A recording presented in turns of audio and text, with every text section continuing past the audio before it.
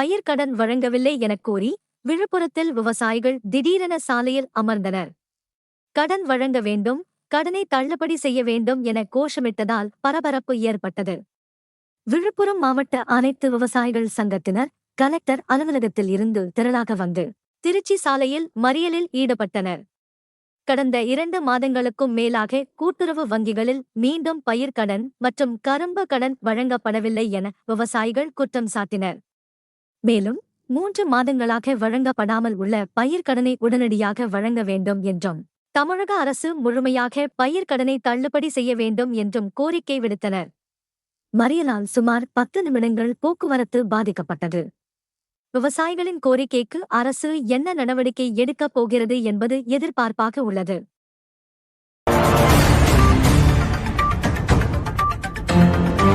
விழுப்புரம் மாவட்டத்தில் விவசாயிகள் வாங்கும் உரங்கள் கூடுதல் விலைக்கு விற்பனை செய்யப்படுவதாக புகார் எழுந்துள்ளது. சில இடங்களில் ஒரு மூட்டைக்கு 100 முதல் 200 ரூபாய் வரை அதிகமாக வசூலிப்பதாக விவசாயிகள் குற்றம் சாட்டுகின்றனர். விழுப்புரம் மாவட்டத்தில் பெரும்பாலான மக்கள் விவசாயம் மற்றும் விவசாயம் சார்ந்த தொழிலில் ஈடுபட்டுள்ளனர். நெல், கரும்பு, வேர்க்கடலை, உளுந்து உள்ளிட்ட பயிர்களுக்கு விவசாயிகள் ரசாயன உரங்களை பயன்படுத்தி வருகின்றனர். விழுப்புரம் நகரில் 266 ரூபாய்க்கு விற்கப்படும் யூரியா சில கிராமப்புற கடைகளில் 300 ரூபாய் வரை விற்கப்படுவதாக கூறப்படுகிறது. மேலும் 1800 ரூபாய் மதிப்புள்ள பாக்டம்பாஸ் உள்ளிட்ட உரங்களும் கூடுதல் விலைக்கு விற்பனை செய்யப்படுவதாக விவசாயிகள் தெரிவிக்கின்றனர். உரக்கடைகளில் விலைப்பட்டியல் வைக்கப்படுவதில்லை என்றும் குற்றச்சாட்டு எழுந்துள்ளது. உரங்களை கூடுதல் விலைக்கு விற்பனை செய்வோர் மீது திடீர் ஆய்வு நடத்தி நடவடிக்கை எடுக்க வேண்டும் என விவசாயிகள் கோரிக்கை விடுத்துள்ளனர்.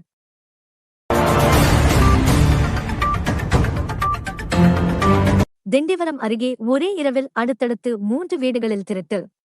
நகை மற்றும் பணத்தை அள்ளிச் சென்ற வழக்கில் மதுரையைச் சேர்ந்த நபர் போலீசாரிடம் சிக்கியுள்ளார். சாலை கிராமத்தைச் சேர்ந்த ரங்கசாமி வீட்டில் 20 சவரன் நகை மற்றும் 1 லட்சம் ரூபாய், சலவாதி கிராமத்தைச் சேர்ந்த கண்ணன் வீட்டில் வெள்ளி பொருட்கள் மற்றும் நகை, திண்டிவனம் நகராட்சி ஊழியர் ஜெயந்தி வீட்டில் 42,000 ரூபாய் மற்றும் நகை திருடப்பட்டது. வழக்கில் மதுரை ஆரப்பாளையத்தைச் சேர்ந்த பட்டறை சுரேஷை போலீசார் 3 நாட்கள் காவலில் எடுத்து விசாரித்தனர். விசாரணையில் திருடிய நகைகளை மதுரையில் விற்றது தெரியவந்ததாக போலீசார் தெரிவித்தனர்.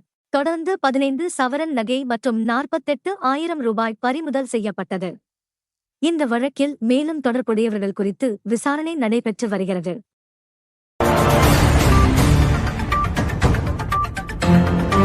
புதுச்சேரியில் இருந்து சென்னைக்கு சென்ற அரசு பஸ்ஸில் மூதாட்டியிடம் 19 சவரன் நகை திருடப்பட்டதாக புகார். திண்டிவனத்தில் அவசரமாக இறங்கிய 2 பெண்கள் மீது போலீசாருக்கு சந்தேகம் ஏற்பட்டுள்ளது. புதுச்சேரி பூமியான்பேட்டையைச் சேர்ந்த 63 வயது விஜயலட்சுமி கணவருடன் சென்னையில் உள்ள மகன்களை பார்க்க அரசு பஸ்ஸில் பயணம் செய்துள்ளார். கைப்பையில் 19 சவரன் நகைகளை வைத்திருந்ததாக கூறப்படுகிறது. பஸ் புறப்பட்டபோது சுமார் 55 வயது மதிக்கத்தக்க 2 பெண்கள் விஜயலட்சுமி அருகே அமர்ந்து பேச்சு கொடுத்தபடி வந்துள்ளனர். பஸ் திண்டிவனம் வந்ததும் அந்த 2 பெண்களும் அவசரமாக இறங்கிச் சென்றதாக கூறப்படுகிறது. பின்னர் சென்னையில் நகை பெட்டியை பார்த்தபோது அது மாயமாகியிருந்தது. புகாரின் பேரில் வழக்கு பதிவு செய்யப்பட்டு சம்பவம் திண்டிவனத்தில் நடந்ததால் வழக்கு திண்டிவனம் போலீசாருக்கு மாற்றப்பட்டுள்ளது.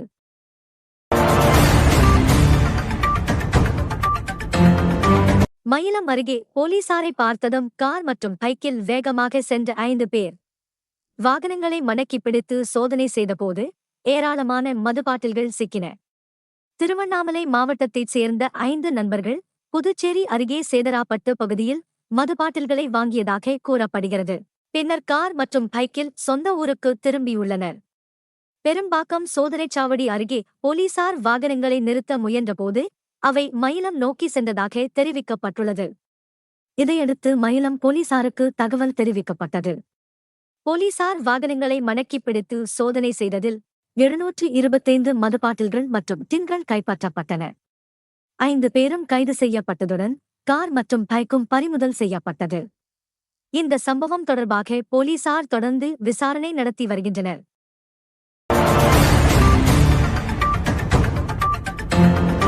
கோட்டக்குப்பம் அருகே நள்ளிரவில் நடந்த சம்பவம் பெரும் பரபரப்பை ஏற்படுத்தியுள்ளது. பொம்மையார்பாளையம் பகுதியில் இசை நிகழ்ச்சி முடிந்து வீட்டுக்கு நடந்து சென்ற 46 வயது பெண்ணிடம் வாலிபர் ஒருவர் சாப்பிட ஓட்டல் குறித்து கேட்டுள்ளார். பின்னர் அந்த பெண்ணிடம் தவறாக நடந்து கொள்ள முயன்றதாக கூறப்படுகிறது. இதனால் அந்த பெண் கூச்சலிட்டுள்ளார். சத்தம் கேட்டு அங்கு திரண்ட பொதுமக்கள் அந்த நபரை பிடித்து போலீசாரிடம் ஒப்படைத்தனர். விசாரணையில் அவர் தஞ்சாவூர் பகுதியைச் சேர்ந்த பாலகுமாரன் என்பது தெரியவந்துள்ளது.